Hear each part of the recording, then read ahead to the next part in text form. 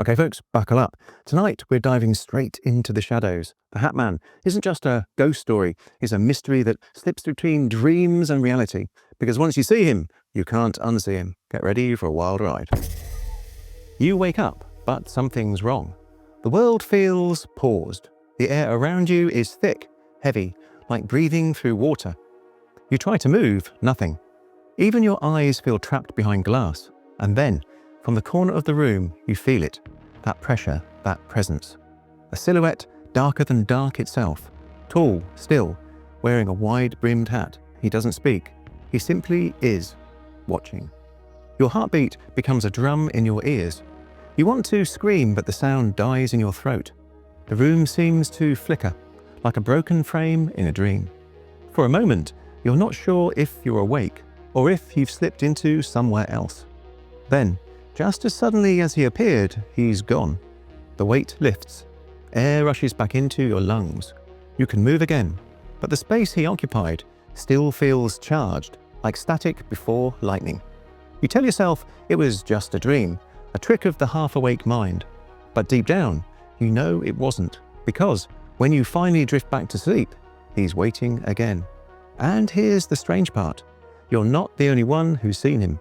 Across the world, people describe the same intruder, the same hat, the same silence, the same impossible presence.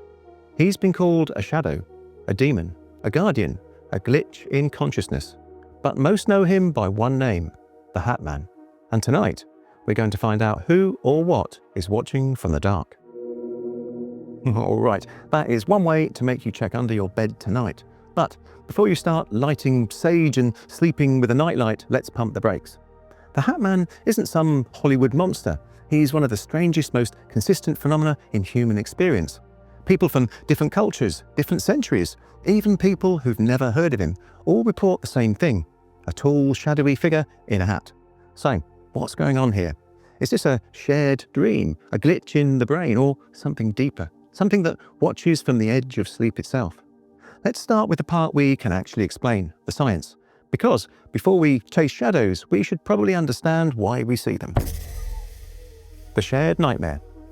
If you search online for the Hat Man, you'll find thousands of stories, and they all sound eerily similar. A person wakes up, unable to move. They sense someone in the room. A dark figure, tall, lean, wearing a hat, stands in the corner. Sometimes it's a fedora, sometimes a wide-brimmed cowboy hat. Always the same stillness, always the same silence. What's unsettling isn't just the fear, it's the pattern. From Toronto to Tokyo, Johannesburg to Sao Paulo, millions of people describe the same event. No face, no voice, just that unmistakable silhouette watching as they lie frozen, caught between dreaming and waking. It's not a new phenomenon either. Stories go back decades, even centuries, under different names. In 1930s folklore, he was the man in the hat. In earlier European accounts, the night watcher. Long before that, ancient cultures spoke of shadow visitors that came when the body was still but the spirit wandered. Psychologists call it culturally shared hallucinations, but skeptics have a harder time explaining the global consistency. Why people who've never met, never read the same stories, never shared a frame of reference, describe the same being in such precise detail. Some say it's evolution's cruel trick, the mind projecting a form onto darkness when we can't move. Others think it's more than that, a shared layer of consciousness, like a radio frequency humanity occasionally tunes into in the dark. Whatever he is, the Hat Man doesn't just haunt our dreams. He's woven himself into them, a global myth reborn through the eyes of the sleepless. And if millions have seen him, maybe the question isn't whether he's real, but why he always looks back. You've got to admit, that's a strange coincidence, right? Millions of people, different cultures, same tall guy in a hat, just hanging out in bedrooms like he's doing paranormal security checks. Now, some say that's proof he's real, like an interdimensional inspector clocking in for his shift. Others say it's pure biology, a trick of the half-awake brain giving your fear a shape. Personally, I think if the universe is sending someone to watch us sleep, then maybe they could pick a less terrifying model. I'd settle for a guardian angel, not a Victorian silhouette that looks like he just stepped off a film noir set. But okay, let's get serious. There's actual science behind this phenomenon, and it might explain a lot more than we think. The science of paralysis and fear. It starts in the body. Every night, as you fall asleep, your brain quietly flips a switch. It shuts down motor control so you don't act out your dreams. A natural paralysis. Normally, you never notice it. You drift in, drift out, no problem. But sometimes the timing misfires. The body sleeps while the mind wakes up. You open your eyes. You can see your room, your ceiling fan, your phone's glow on the nightstand. But you can't move. Your body is still locked in dream mode. You're awake, but not free. And in that state, halfway between worlds, the brain panics. The primitive part of your mind senses danger and looks for a threat. Except there's no real threat to find. So the imagination fills the void. A shape in the dark, a figure watching. Scientists call it hypnagogic hallucination. The brain's way of creating meaning in the chaos of fear. You feel trapped, so the mind invents something to trap you. And yet, here's where things get strange. If this is just the brain misfiring, why do so many people see the same figure? Not a random shadow or monster, but a man, tall, still, wearing a hat. Why not a clown, a ghost, your math teacher? Neuroscience can explain the paralysis. It can even explain the fear. But the uniformity, the shared image across continents and generations, that's harder to dismiss. Maybe the Hat Man isn't born from chaos, but from pattern. Maybe he's what the mind defaults to when it looks into darkness and realizes it's being watched back. Okay, so according to science, the Hat Man might just be your brain having a panic attack in 4K. And honestly, that makes sense. If I woke up frozen like a malfunctioning mannequin, I'd imagine something creepy in the corner too. But, and here's the big but, the consistency of this figure still feels off. Everyone sees the same guy, same outline, same hat, same chill in the air. It's like he's got a brand deal with human consciousness. So maybe it's not just the brain glitching. Maybe it's something using that glitch to show up. And that brings us to a bigger idea. One that goes beyond fear and into something older, something built into us. The archetype in the shadow. In psychology, Carl Jung had a word for this kind of thing, archetype. Symbols that live in the shared unconscious, ancient ideas that sharpen myths, dreams, and art across the world. They're not taught, they're remembered, passed down through something deeper than DNA. The Hat Man fits perfectly into this idea. The watcher in the dark. Every civilization has one. The sentry by the firelight, the guardian at the cave entrance, the silent observer standing just beyond the glow. He's not just a fear, he's the shape that fear takes when it stands upright. A silhouette of authority, control, and the unknown. In medieval Europe, he appeared as the night watcher. In Africa, the tall one. In indigenous Australian stories, the dream guardian. Always there, the same dark outline, the same sense of being seen. So, maybe the Hat Man isn't a monster at all.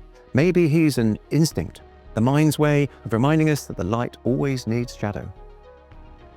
Jung believed that when we regress our darker emotions, guilt, fear, regret, they don't vanish.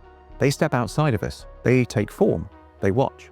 The Hat Man could be that form, not an invader but a reflection, the personification of everything we refuse to face.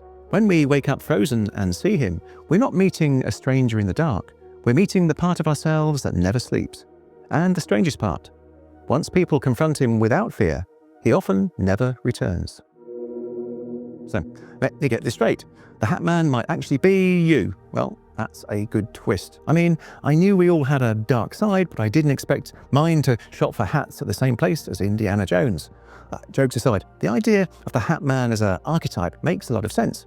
The same way people dream of falling or being chased. Maybe this is humanity's collective fear of the dark wearing a familiar shape. But here's where it gets even weirder. What if it's not just psychological? What if the mind isn't inventing him, it's tuning into him? Because the next theory doesn't just look inside the brain, it looks between realities. The Folklore Connection. Long before the internet gave him a name, the Hat Man was already walking through human stories. In Newfoundland, people feared the old hag, a witch-like figure who sat on the chest of her victims while they slept, paralyzing them with invisible weight. In North America, whispers of shadow people spread among night shift workers and insomniacs, tall, dark figures seen just at the edge of vision. In the Middle East, they called them jinn, unseen beings made of smokeless fire, capable of moving between worlds and feeding on human emotion. different cultures, different times, yet all describe the same presence, a visitor who appears when the veil between waking and dreaming thins. And maybe the Hat Man isn't new. Maybe he's the latest mask of something much older, a story the human mind keeps retelling in different accents. In medieval Europe, they said it was a demon. In the Pacific Islands, an ancestor spirit. In modern America, he's a shadow in the fedora. And the shift in his image might say more about us than about him. A century ago, the night was full of forests and candlelight, fears born of nature. Today, we fear surveillance, anonymity, control. And the Hat Man, with his faceless stare and perfectly still posture, looks suspiciously like all three. So, perhaps this is folklore evolving in real time. The digital age ghost, shaped not by torches and superstition, but by screens and sleepless nights. Because when the lights go out, and your room glows with the soft hum of a charger or a TV's standby light, maybe he's still there, standing in that threshold, the same as he always was, just dressed for the times. You know, I love how every culture has its own version of something in the dark. Like humanity just said, yeah, we all agree, nighttime's a little sketchy. And what's wild is how consistent these stories are. Different languages, different continents, same basic script. Someone wakes up, can't move, feels watched, boom, tall shadow, weird hat, good night forever. And maybe that's the point. Maybe it's not about what people see, but why we keep seeing it. It's folklore in motion, the same ancient story wearing modern clothes. But then there's another idea, one that pushes the whole thing out of myth into physics. Because if consciousness is layered, what if the Hat Man doesn't come from the past at all, but from somewhere else entirely? The Interdimensional Hypothesis. Now, imagine this. Consciousness isn't just something inside us. It's a spectrum, a frequency. And sleep, especially the thin veil between dreaming and waking, might be when we accidentally tune to a neighboring channel of existence. Some researchers and fringe theorists call this the liminal threshold, a boundary where realities overlap. What we call sleep paralysis could be a side effect of momentary alignment, when awareness slips between worlds and we see the traffic on the other side. That's where the Hat Man might come in, not as a hallucination, but as an observer, a being that exists between frequencies, able to perceive us when we drift across the line. Reports often describe him as not quite solid, like a shadow with depth, darker than the room, but not opaque. Some witnesses say he flickers, as if rendered in lower resolution. Others claim the air around him hums, as if the atmosphere itself is reaching to his presence. If the universe is truly a multi-dimensional system, and consciousness can move through layers like waves through water, then perhaps the Hat Man isn't visiting our world. Maybe we accidentally stepped into his. He's not the intruder, we are. He appears not to harm, but to observe, to make sure the borders stay where they belong. In that sense, he could be the cosmic border patrol of awareness, ensuring the dreamers don't wander too far. And if that's true, then the moment we wake up frozen, feeling eyes in the dark, it isn't a nightmare, it's a close encounter. Okay, so now we've gone full sci-fi interdimensional watchers, frequency overlaps, consciousness, radio stations. Oh, I'm into it. It sounds wild, but honestly, it kind of tracks. Quantum physics already says particles can exist in two places at once. So who's to say awareness can't slip through the cracks as well? Maybe the Hat Man isn't some shadow stalker. Maybe he's just standing there thinking, oh great, another human crossed the line again. The interdimensional angle takes this from creepy bedtime story to cosmic mystery, and I love that. But it also raises a bigger question. If he's not haunting us, what is he doing here? Because the next theory suggests the Hat Man isn't an entity at all. He might be a reflection. The emotional mirror. Not everyone who sees the Hat Man feels fear. Some say he terrifies them, a crushing dread that fills the room like smoke. Others describe a strange calm, even curiosity, as if they're being studied, not hunted. A few say they felt comfort, like the presence of an old friend watching over them in silence. It's confusing. How can the same figure inspire both horror and peace? Maybe it's not what he is that matters, but what he reflects. If the Hat Man exists at the border between dreaming and waking, then maybe he's not an entity at all, but an emotional mirror. A projection of the psyche caught in quantum twilight. When fear is dominant, he becomes terror. When peace is present, he's tranquil. The shadow takes on the shape of the soul that sees it. There's a pattern too. People who report deep stress, grief or trauma often describe the Hat Man's visits as darker, heavier. But those in acceptance or self-awareness sometimes describe him differently, as if his energy changes with theirs. It's as though he doesn't appear to scare us, but to show us something, an echo of emotion made visible. Maybe that's why he doesn't move or speak. His silence is the silence of reflection. And maybe that's why he always wears a hat, a cover, a veil. Because he's not meant to show his face, he's meant to show yours. If that's true, then the Hat Man isn't a being watching from the shadows. He's a mirror, reminding us that darkness only has power when we refuse to look at what's standing inside it.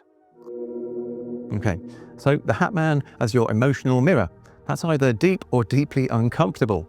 Like, oh, I'm not being haunted by a shadow man, I'm just terrified of my own unresolved issues. Great, thanks, brain. But jokes aside, that's actually a fascinating angle.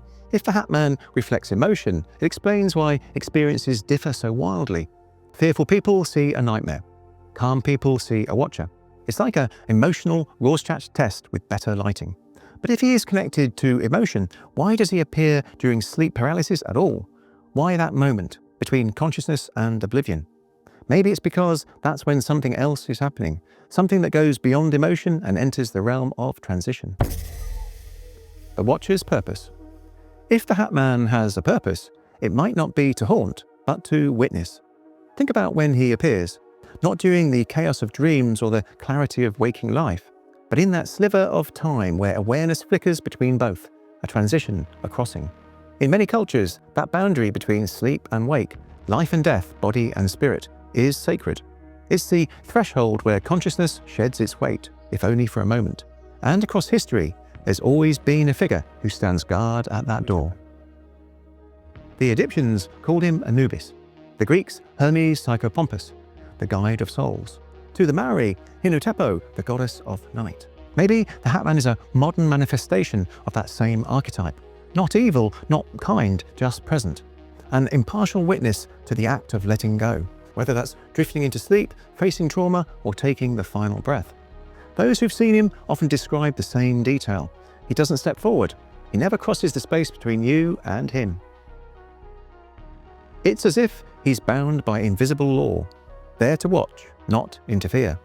Maybe that's his role, the cosmic observer, ensuring the transitions of consciousness unfold as they should. A silent reminder that nothing ever really ends, it only shifts. And if that's true, then maybe the real question isn't why he watches, but what he's waiting for. Because one day, we all make that final transition, and maybe, just maybe, when that moment comes, he'll be there, still watching, still waiting, just beyond the shadow. So, the Hat Man might be the universe's night shift supervisor. That's comforting, I guess, but I'll be honest, that idea kind of gives me chills in the best way. The thought that he's not malevolent, just present, a witness, maybe even a guide. Honestly, it fits. He never touches anyone, he never speaks, never chases, just watches. Like he's making sure the system runs smoothly, a quiet cosmic auditor. It's the first version of this story that isn't completely terrifying, but it's still eerie. Because if he's watching transitions, then he's not random, he's deliberate. Which leaves us with one final thought. If he's not there to harm or help, then why does he want to be seen at all? Between sleep and shadow. Maybe the Hat Man isn't a villain or even a guardian. Maybe he's something simpler, a stranger. The moment we drift between worlds, between waking and sleep, life and something else. Awareness itself becomes unstable. Reality blurs, and for a heartbeat, we exist in both places at once. And maybe, just maybe, that's when he appears. Not to hurt, not to help, but to witness, to remind us that every light casts a shadow, and every consciousness leaves a trace. He could be the universe looking back at itself, awareness observing awareness, infinity folding in on its own reflection. Or maybe he's the last remnant of an ancient story that humanity keeps dreaming, century after century, until the pattern itself becomes real. Either way, he stands at the border, the threshold where reason dissolves into mystery. And perhaps that's his purpose, to make sure we never forget there is a border. So, the next time you wake frozen in the dark, heart pounding, breath shallow, and you think you see something move in the corner, don't panic. Don't ask what he wants. Ask instead, what part of you has finally opened its eyes? So, comforting and terrifying all at once, right? If the Hat Man really is just the universe's way of watching itself, then maybe he's not something to fear. He's just part of the code. Like a cosmic screensaver that kicks in when consciousness goes idle. Or maybe that's just what I tell myself so I can sleep tonight. Either way, he's the kind of mystery that reminds us how little we really understand about consciousness or ourselves. And honestly, maybe that's the real reason he watches, because deep down, we're still trying to wake up. Thank you for watching, and I hope you enjoyed this one. And I'd just like to say a big thank you to all of you for your support. Thank you. As many of you know, I do this all in my spare time while holding down a regular 9-to-5 job, just like most of us do. So a nice comment here, a like there, a share or a new subscriber really helps and makes it all worthwhile. And if you enjoyed this one, why not check out this one on screen now? Reality Glitches, People Are Waking Up in the Wrong Timeline. Okay, my friends, be safe. And until next time, stay curious.